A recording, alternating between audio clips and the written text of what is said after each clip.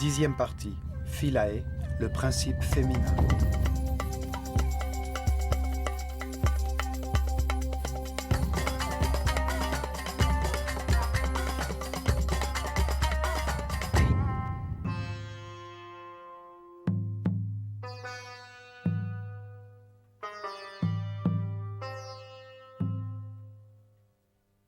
Tout en profitant des abords de l'île de Philae, consacrée depuis des temps anciens au culte d'Isis, la force féminine, qui éveille la spiritualité dans la conscience humaine, nous découvrirons comment la femme occupait une position privilégiée au sein de la hiérarchie égyptienne.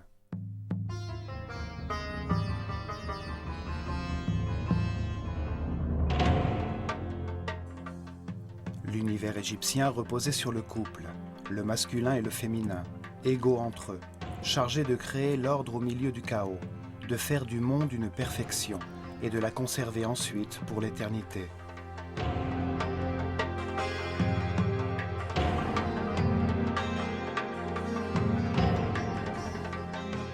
Les prêtres de l'œil d'Horus enseignaient aux hommes que le Dieu unique, présent en toutes choses, était constitué d'une partie masculine, la sagesse à l'information parfaite, et une partie féminine, l'homogène substance à l'amour infini.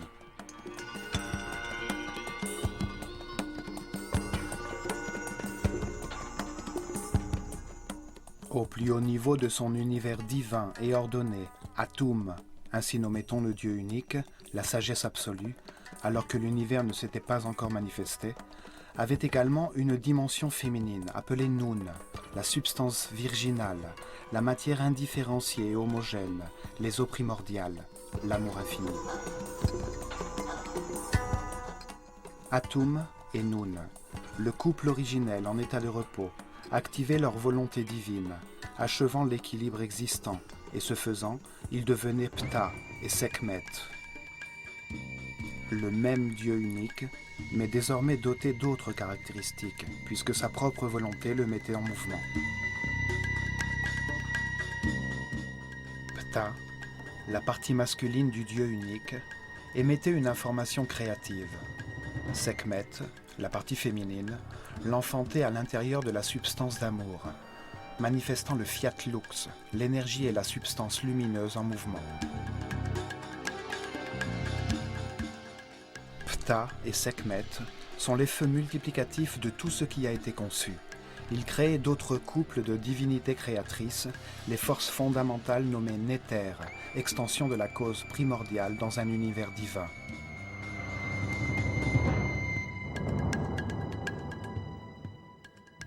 L'action de ce feu sur lui-même, sur la substance amniotique originelle, générait Tefnut, l'évaporation humide, et Shu, l'air en mouvement.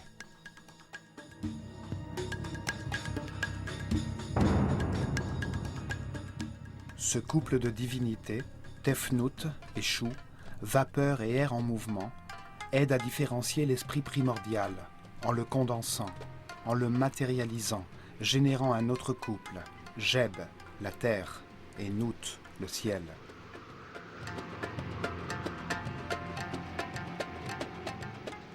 C'est ainsi que furent créés les mondes de l'espace, le royaume minéral, sous forme de soleil et de planètes, les systèmes solaires et les galaxies.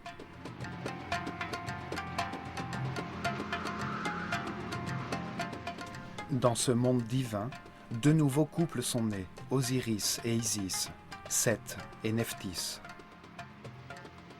Ces deux couples de forces fondamentales étaient chargés du processus d'évolution de toutes les formes matérielles de l'univers. Leur but était de les transmuer à nouveau en esprit.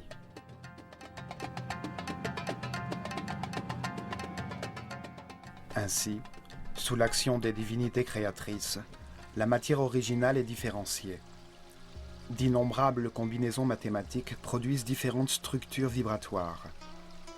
Sur la planète, le royaume végétal est né à l'état stationnaire et le royaume animal est né en mouvement.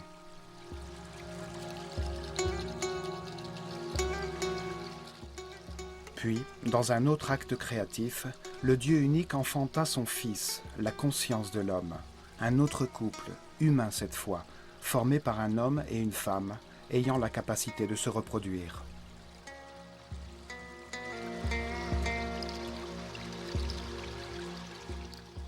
Une fois que cet acte a eu lieu, Ptah et Sekhmet, le couple qui créa l'univers, devient Amon et Mut, principe masculin et féminin du Dieu unique quand il crée l'homme.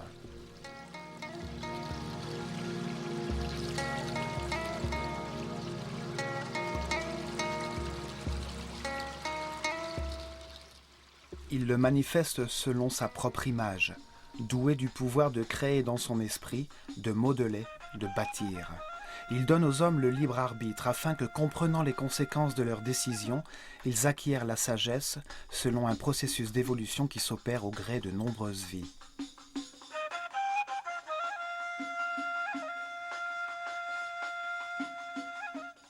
La structure égyptienne de l'univers divin et humain est fondée sur le couple. Ainsi donc, la femme, avec sa présence amoureuse, jouait un rôle très important au cœur de la société.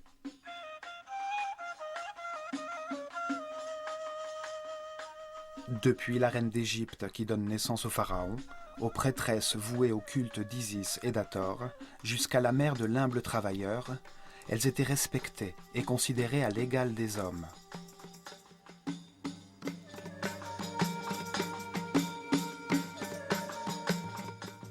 L'île de Philae était dédiée à Isis. Mère d'Horus, cette figure était le symbole de la maternité. Isis occupait dans le cœur des Égyptiens la même place que la Vierge Marie pour les catholiques.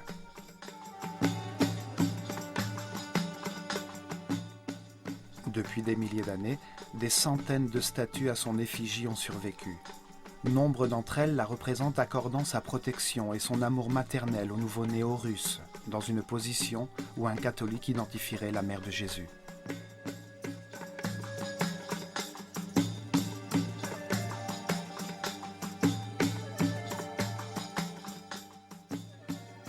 L'île accueillait les initiés et les prêtresses vouées à son culte dans une société égalitaire.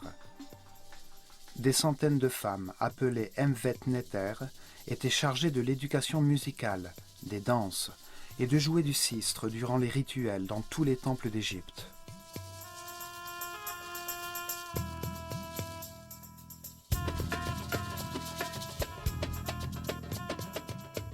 Isis est la personnification de la maternité dévouée, de la fidélité et de la délicatesse féminine. Isis nourrit la substance, les émotions supérieures, l'extase, l'intuition qui permet, grâce à la confiance et l'amour, la gestation d'Horus, incarnation de la conscience immortelle et constante. Isis est la force qui conduit l'homme vers la spiritualité à travers ses réincarnations, alors qu'il abandonne peu à peu sa dimension animale et devient un être sage, respectueux et flexible, né à la conscience permanente, symbolisé par Horus, fils immortel d'Isis.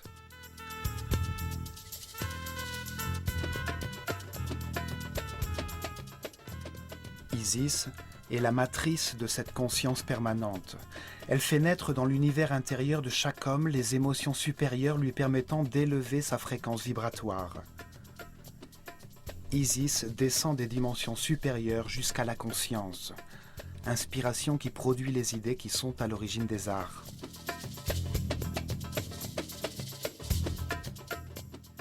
Isis pousse à la recherche et reconnaissance de Dieu. Elle pousse sur la route de la spiritualité, conduisant chaque homme à ressentir librement l'émotion supérieure d'adoration de Dieu, ce qui l'amène à l'extase.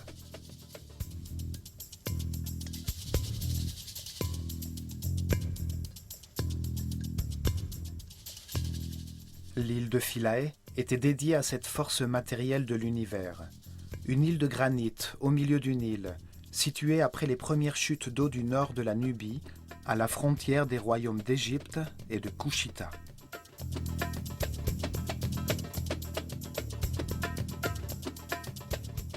Philae signifie île ou monticule sur les eaux qui émergent au temps de Ra. Ce nom suggère l'usage sacré du site depuis des temps anciens.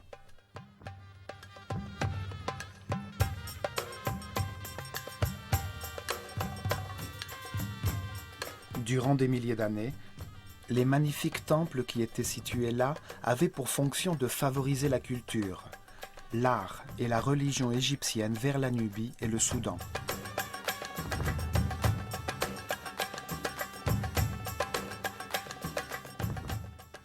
Les ruines les plus anciennes sont situées au sud-est. Là, il y avait un temple orienté vers l'étoile Canopus et dédié à la divinité Mandoulis.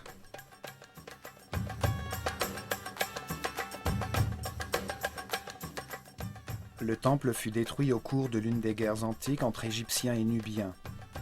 À côté des ruines, les Nubiens construisirent un autre temple dédié à Arens Nufis. C'est ainsi qu'ils appelaient Osiris, le compagnon d'Isis.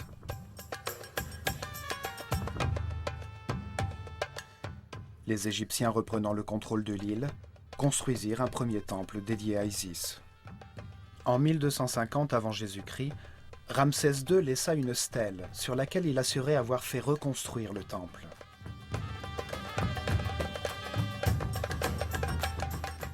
Le pharaon Taharqa fit de même en 680 avant Jésus-Christ. Et 120 ans plus tard, en l'an 560 avant Jésus-Christ, le pharaon Amasis commanda les sculptures du pylône.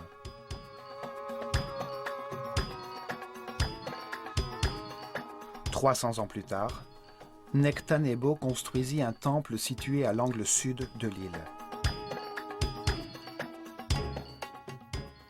En l'an 250 avant Jésus-Christ, les pharaons ptolémaïques, successeurs d'Alexandre le Grand, décident de réorienter l'axe du temple de 21 degrés, afin de le recadrer sur l'étoile de Canopus qui s'était déplacée avec le mouvement du système solaire.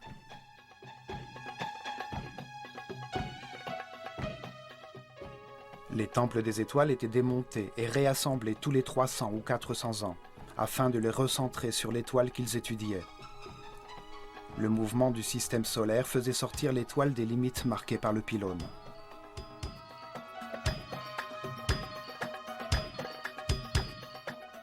Le temple aurait dû être entièrement déplacé pour s'adapter à son nouvel axe. Mais durant cette période, les intérêts ptoléméens étaient davantage centrés sur la Grèce et la Macédoine, en raison des rivalités qui les opposaient aux autres rois grecs, entre lesquels Alexandre avait divisé son royaume.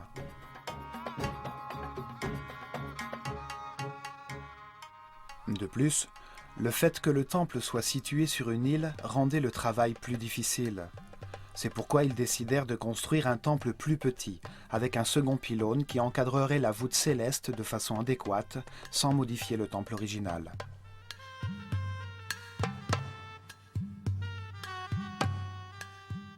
Alexandrie était devenue la capitale de l'Égypte, et le grec était sa langue officielle.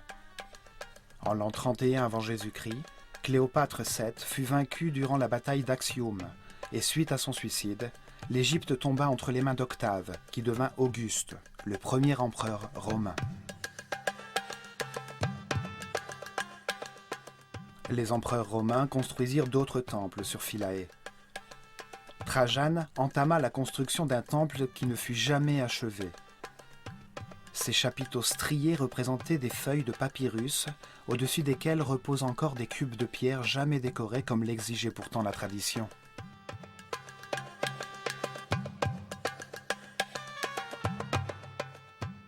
Philae fut l'un des derniers sites d'Égypte où vivaient encore des prêtres voués à l'ancien culte. C'est à partir de ce moment-là qu'apparaissent les sectes gnostiques, connues plus tard sous les noms de Rose-Croix, franc-maçonnerie ou ordre des Illuminati, et qui conserveraient le secret du savoir égyptien. En 553 après Jésus-Christ, l'île, un des derniers bastions du paganisme égyptien, fut dédiée à saint Stéphane et à la Vierge Marie par décret de l'empereur Justinien.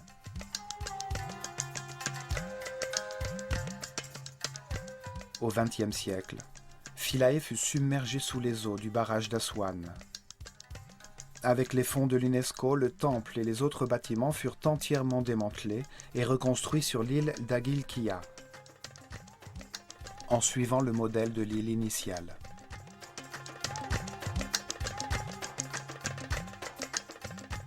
Le temple fut orienté dans la même direction que le temple original. Norman Lockyer établit l'axe du temple original à 76,5 degrés sud-est, centré sur les mouvements de l'étoile de Canopus au-dessus du pôle sud, dans la même position que le temple d'Edfu.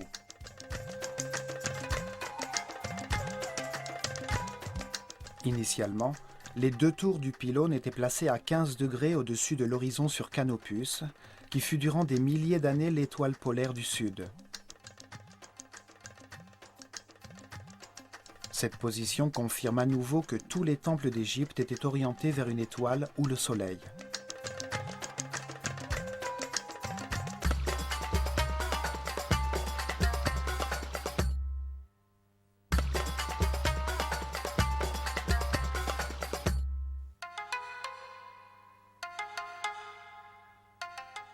En arrivant depuis le Nil, on observe l'imposant bâtiment.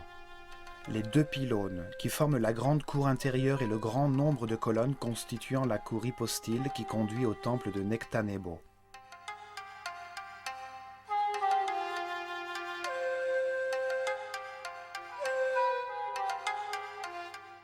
La grande cour extérieure adopte une forme trapézoïdale, grâce à 32 colonnes disposées sur deux rangées et construites dans un angle qui s'ouvre sur le temple. Cette disposition produit une illusion de grande profondeur. Les colonnes et un très long mur qui présente à distance régulière une série de fenêtres donnant sur le Nil forment un passage sombre. Toutes les colonnes sont différentes. Telle une canée de papyrus, leurs chapiteaux aux motifs floraux et aux couleurs vives adoptent différentes formes.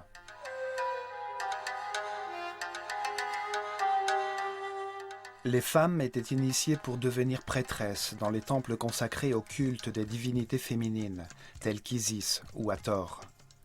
Là, elles formaient celles qui seraient chargées de la musique et des danses, qui accompagnaient les rituels de toute l'Égypte.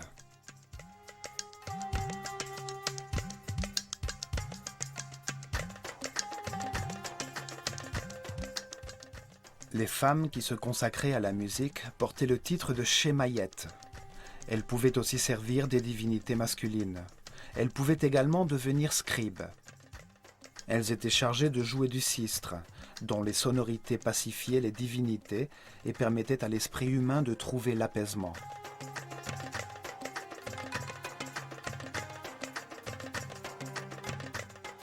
Les prêtresses vouées à Hathor remplissaient d'autres fonctions sociales.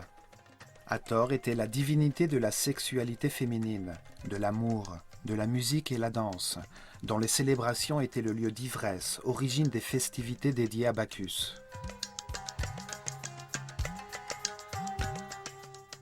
Ces prêtresses apportaient la fertilité et enseignaient aux hommes qui allaient se marier l'art de l'amour, afin de satisfaire leur future épouse.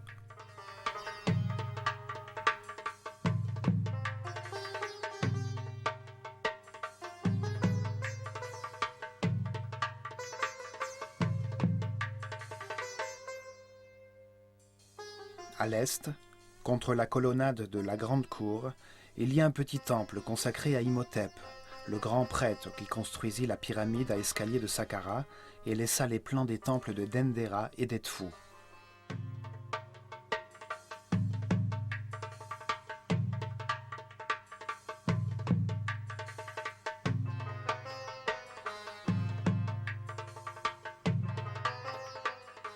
Sur le premier pylône, comme dans de nombreux temples, on retrouve la figure du pharaon gravée dans la pierre. Dans ce cas précis, il s'agit de Ptolémée XII, qui frappa de sa canne les 9 célèbres ennemis d'Égypte.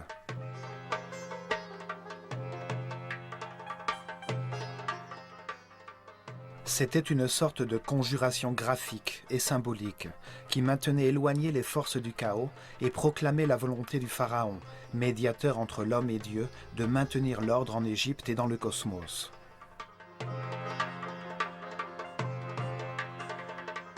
La confrontation de l'ordre et du chaos est un exemple du principe de dualité selon lequel les Égyptiens concevaient l'univers.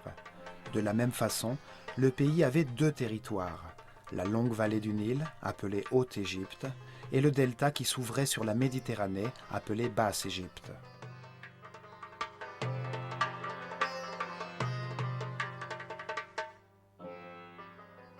Le pharaon unifiait cette dualité. Il portait 2 couronnes qui témoignaient de son contrôle sur les 2 territoires. De la même façon, il unifiait l'humain au divin.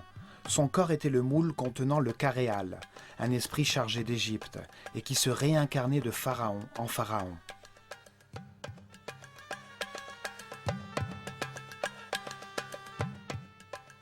C'est pour cette raison que le pharaon, la personne la plus importante d'Égypte, représentait le degré de conscience atteint par le peuple durant son règne. Il était une sorte de dieu mineur, réincarnation vivante de l'esprit à qui Dieu confiait la tâche de gérer l'Égypte.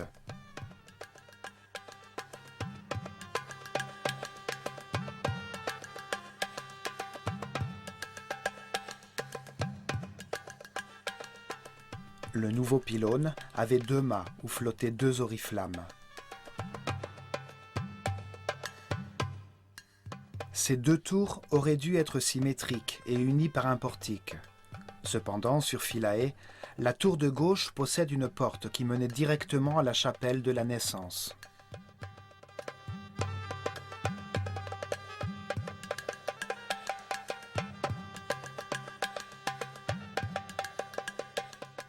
Plus tard, sous la domination romaine, un portique fut adossé au premier pylône.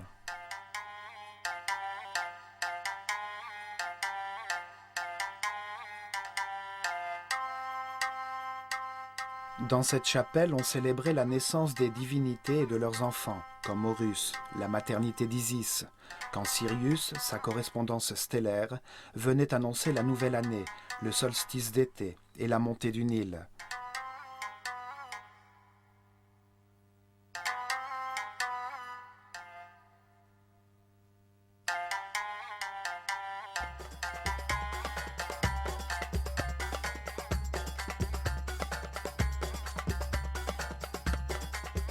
La chapelle de la naissance, avec ses colonnes atoriques, remplaça le temple principal en tant qu'observatoire astronomique à une époque précédant la construction par les Romains des colonnades qui donnent à la cour sa forme trapézoïdale.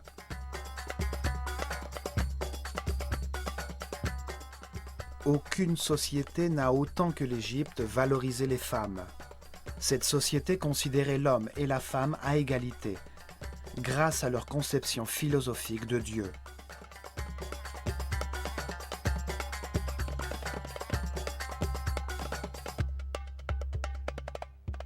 Les femmes avaient les mêmes droits que les hommes à posséder de la terre, acheter, vendre ou entreprendre des actions légales.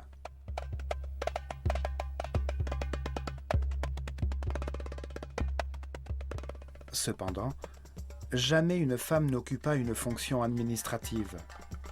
Les hommes étaient chargés du maintien de l'ordre. Le pharaon gouvernait et les hommes administraient l'empire.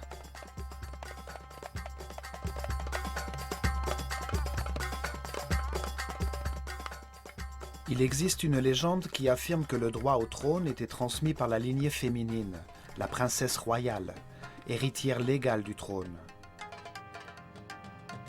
L'homme qu'elle choisissait comme époux devenait le pharaon régnant.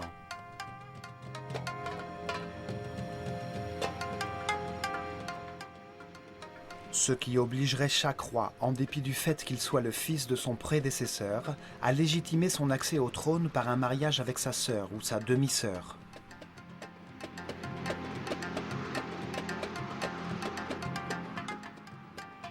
Cependant, aucune lignée directe d'héritiers ne confirme cette légende. On sait que les pharaons étaient polygames, et les principales femmes de Thoutmosis III, Amenhotep II et III, n'étaient pas issues de familles royales.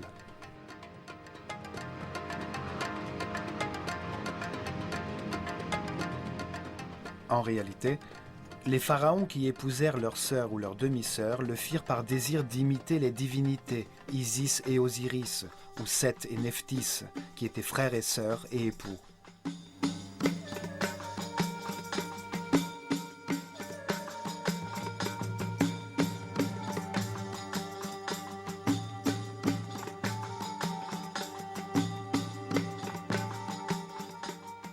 En épousant sa sœur ou sa fille, le pharaon se différenciait de ses sujets, qui ne se mariaient jamais ainsi, Il se positionnait lui-même au niveau des divinités, réaffirmant son droit divin à régner. Une femme pharaon n'était pas une option courante. La pharaone Hatshepsut accéda au trône en tant que régente de son demi-fils Thoutmôsis III, fils de son mari et demi-frère Thoutmôsis II et d'une autre femme. Une fois au pouvoir, elle s'habilla comme un homme et adopta le pouvoir du pharaon.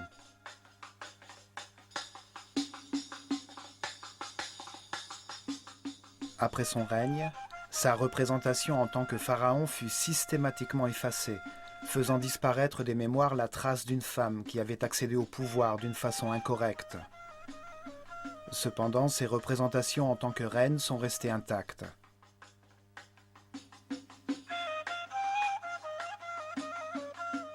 À 4 occasions seulement, sur 300 règnes, des femmes devinrent pharaons, et ce durant une courte période, pour des raisons qui sortaient de l'ordinaire.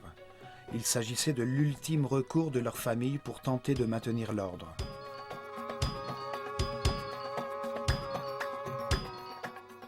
La première d'entre elles fut la reine Nitocris, qui régna à la fin de la 6e dynastie, au début du chaos, aujourd'hui appelée la première époque intermédiaire. La seconde fut Sebeknefrou, à la fin de la 12e dynastie.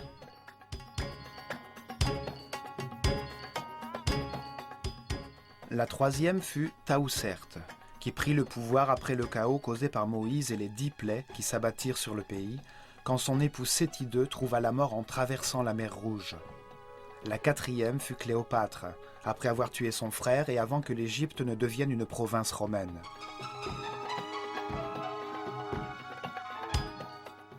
Toutes étaient reines d'Égypte suite à leur mariage avec le pharaon et elles accédèrent au trône quand ils moururent dans des circonstances extraordinaires.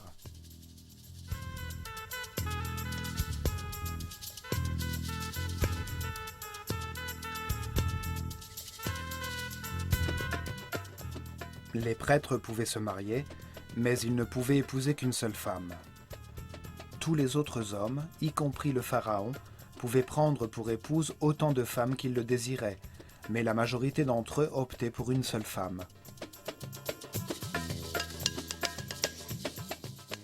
En Égypte, la séparation était légale dans le cas où le mariage échouait.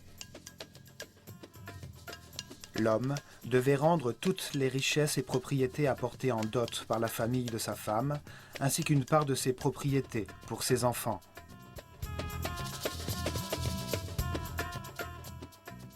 Pour cela, il devait juste prononcer devant les témoins des deux familles et le prêtre du temple qui était le sien la formule suivante. « En ma qualité de mari ou d'épouse, je me sépare de toi et je te quitte pour toujours. Je renonce à mon droit sur toi. Que la vie t'apporte un autre compagnon là où tu souhaites te rendre. »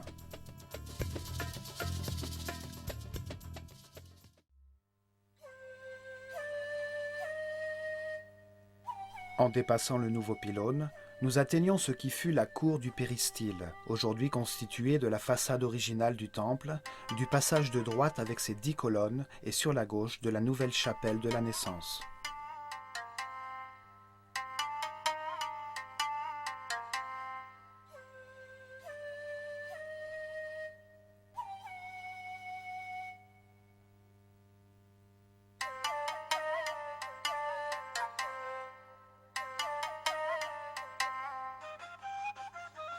Dans cette cour, on découvre la stèle contenant le cartouche de Ptolémée et Cléopâtre qui permit à Champollion de déchiffrer le décret écrit en hiéroglyphes, en grec et en démotique sur la célèbre pierre de Rosette.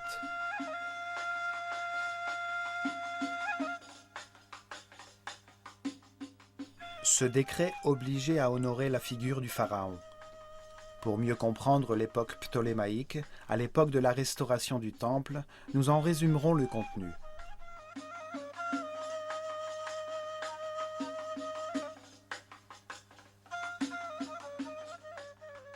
Il est décrété que tous les temples d'Égypte doivent destiner, à côté des sanctuaires des dieux, un espace conservant une image en or du roi Ptolémée, l'adoré Ptah, dieu de l'épiphanie eucharistique, en face de laquelle devra être placée la figure de la principale divinité du temple qui lui remet l'arme de la victoire.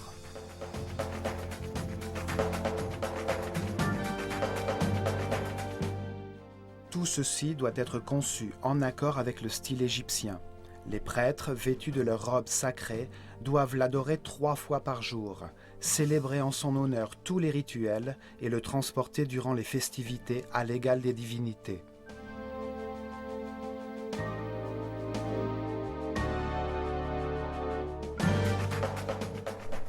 Pour les prêtres égyptiens, l'homme est un animal, même quand il peut consciemment contrôler les réflexes générés par son instinct.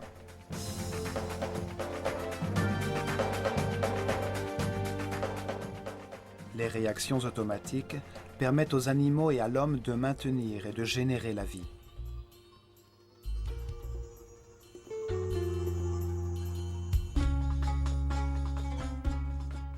L'attirance envers le sexe opposé pousse à créer la vie.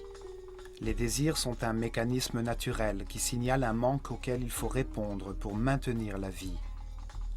La peur engendre l'agressivité ou la fuite afin de défendre la vie.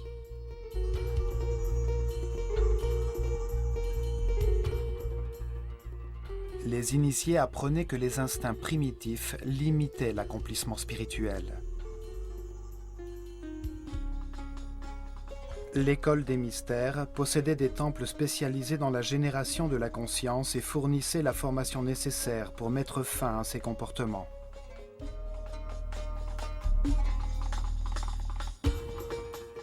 L'instinct d'agression était contrôlé dans des temples tels que celui de Komombo. Là-bas, la peur était anéantie par la reconnaissance du fait qu'il n'y avait rien dont on puisse avoir peur, que la mort n'était qu'un autre stade de la vie. On y enseignait que la peur consumait l'énergie vitale nécessaire pour parvenir à la paix intérieure.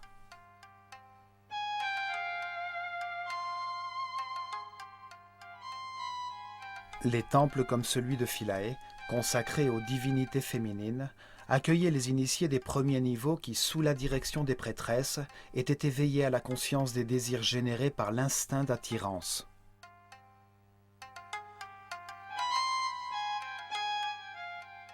Le désir conduit l'homme à confondre besoin et attirance. Il produit une réaction de goût ou de rejet dans le centre des émotions, qui à son tour connecte les émotions dans le cerveau. Mais les sentiments sont polaires. Ils peuvent être joie ou tristesse. Ils peuvent produire de la satisfaction ou son contraire. C'est pourquoi il est important de savoir ce qui les génère, afin de contrôler les instincts négatifs.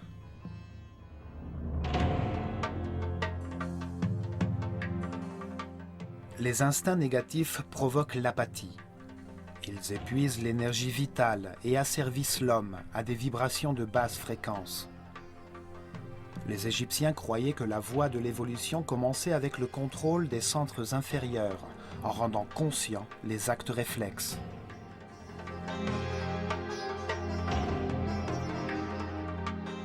La méthode égyptienne de transcendance des émotions, de la convoitise, des désirs sexuels passait par leur reconnaissance et l'expérimentation.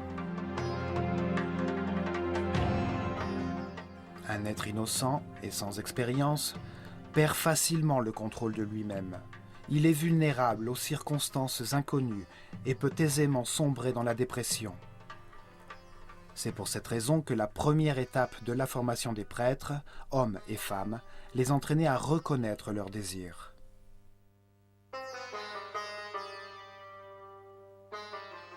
Ils apprenaient ainsi qu'en activant leurs centres inférieurs et leurs émotions dans l'amour et la compréhension, il en résultait pour l'esprit paix, bonheur et harmonie.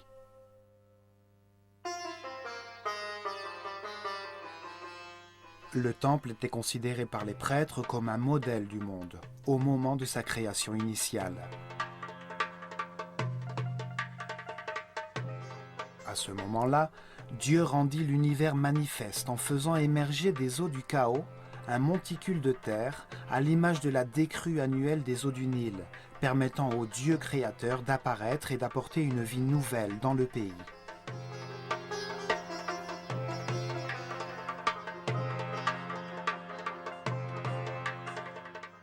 L'accès par un escalier fait du sanctuaire le mont de la création, où Isis, la déité du temple, se manifeste dans la statue qui la personnifie.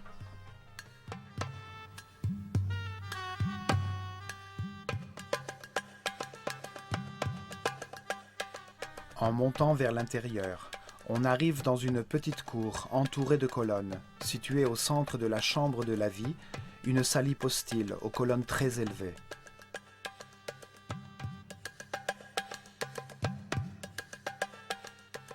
La salle hypostyle, face aux espaces intérieurs du temple, représente le panthéon de la montagne originale de la création, où poussent plantes et papyrus, symbolisés par les colonnes du temple.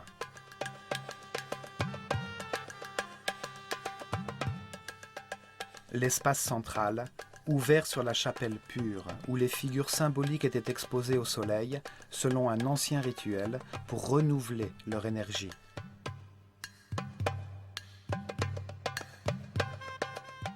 Là, on célébrait la bonté du soleil qui créait et soutenait le monde pour renouer avec les forces créatrices qui conduisaient vers l'évolution.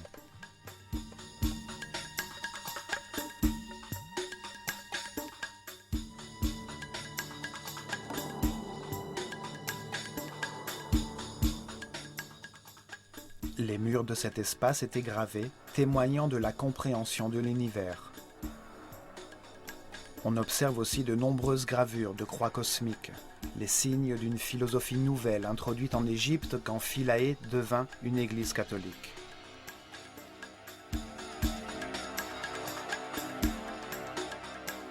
Une nouvelle vision du monde qui retira son sens à la vision traditionnelle égyptienne, la considérant comme aberrante et primitive.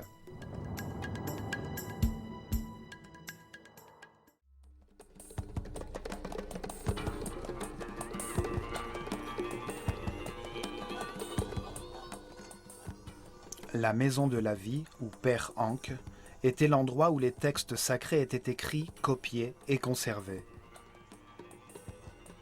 Là, on dessinait sur papyrus les illustrations originales qui étaient ensuite gravées sur les murs du temple.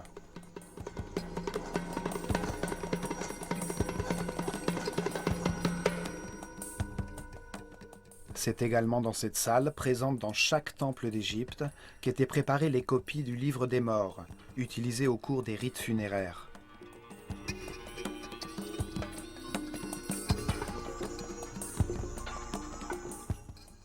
La maison de la vie était le centre d'enseignement du temple. Théologie, art, ritualité, magie, astronomie et médecine y étaient étudiées. La bibliothèque servit de modèle à la bibliothèque d'Alexandrie.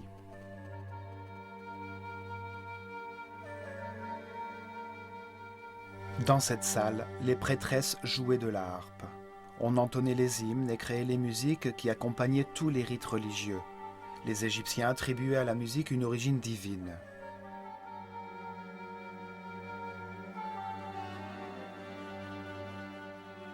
Les murs du temple montrent qu'ils utilisaient de nombreux instruments de percussion. Des tambours, flûtes, des tarboukas et des sistres, essentiels dans les rites funéraires et les processions.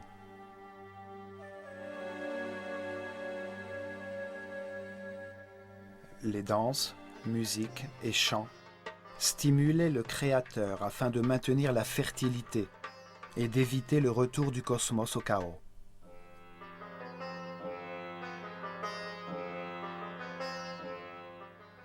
Les prêtresses prenaient également soin des malades qui venaient au sanatorium du temple.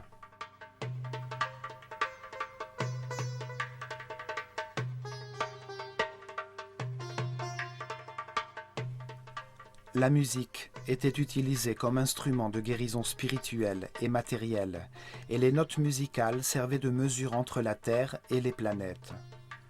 Par leur danse, elles adoraient Dieu, force d'amour, le bonheur et la musique.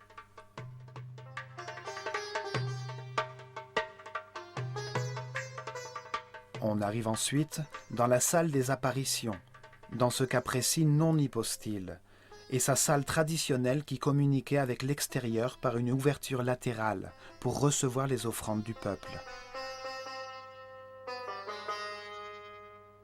Ces murs retracent des scènes qui, comme dans tous les temples d'Égypte, n'ont pas d'arrière-plan.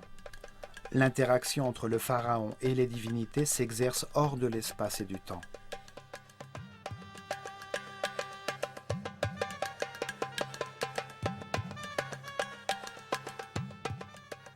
Le temple était la scène où se représentaient de manière dynamique divers rituels au milieu des sonorités musicales des voix et des instruments. La récitation des paroles rituelles, l'odeur de l'encens, était un hommage à la divinité pour obtenir son soutien dans la continuité de l'univers. Des liturgies quotidiennes et un ensemble de festivals cycliques où des figures symboliques recréaient les mythes dont il faisait partie, au cours de rituels qui avaient lieu dans l'espace du temple, puis se poursuivaient en procession de barques sacrées, le long du Nil, en direction d'autres temples. Les diverses parties qui constituaient le temple étaient avant tout fonctionnelles. Elles montraient de quelle manière les prêtres concevaient l'univers. Ici, le rituel les dotait de pouvoir légitimant l'ordre hiérarchique social de leur civilisation. Le rituel générait et organisait cet ordre social.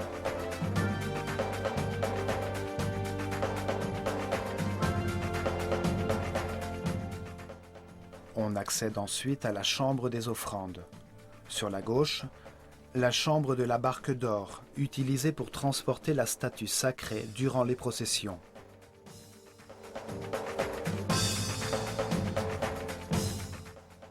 Depuis l'antichambre, un long escalier droit conduisait au toit du temple, où se déroulaient les cérémonies et d'où l'on observait le ciel.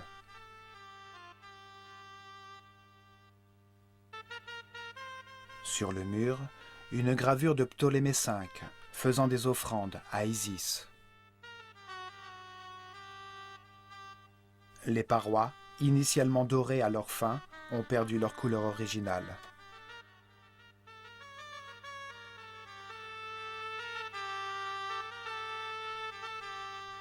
Dans le point central du temple se trouvait le sanctuaire d'Isis. Il abritait un autel de granit dans lequel se trouvait une représentation en or de la divinité. C'était la statue du culte qui, placée dans la barque d'or, sortait durant les processions et les rituels.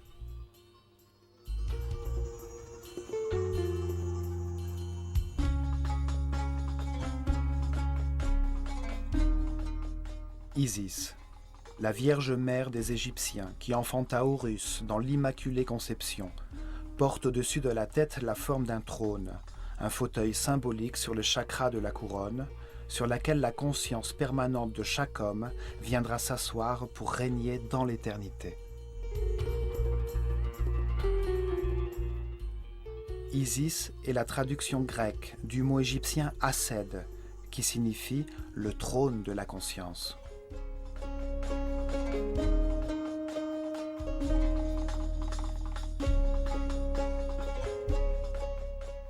Elle a souvent été représentée avec un vautour au-dessus de la tête, sur lequel s'appuyaient des cornes de vache soutenant un disque d'or. Le vautour vole, entièrement voué à ses petits. Il transforme dans ses entrailles les substances en décomposition en alimentant une nouvelle vie.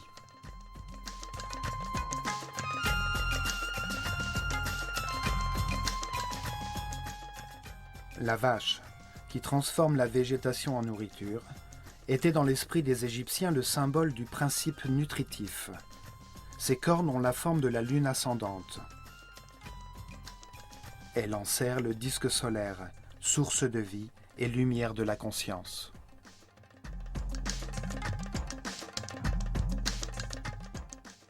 Ce sanctuaire était le symbole du respect des Égyptiens à l'égard de la maternité. Un respect basé sur la recherche de l'ordre et de l'équilibre. Il légitimait leur vision du monde. C'est ici que se trouvait le cœur spatial du rituel, la maison du divin où le pharaon et les grands prêtres interagissaient avec la déité en représentation de tous les hommes.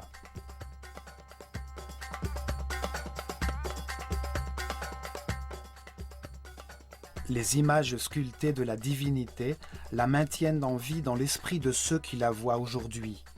Elle les fait participer à ses rites et partager ses offrandes.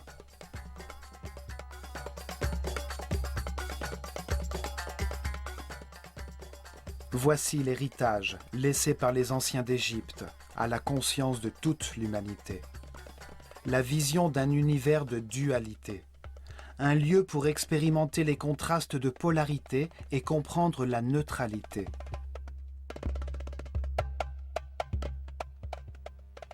Une école conçue parfaitement par Dieu pour transformer, suite à de nombreuses réincarnations, un homme innocent en un homme sage, un animal en surhomme, grâce à l'expérience acquise à travers ses propres décisions.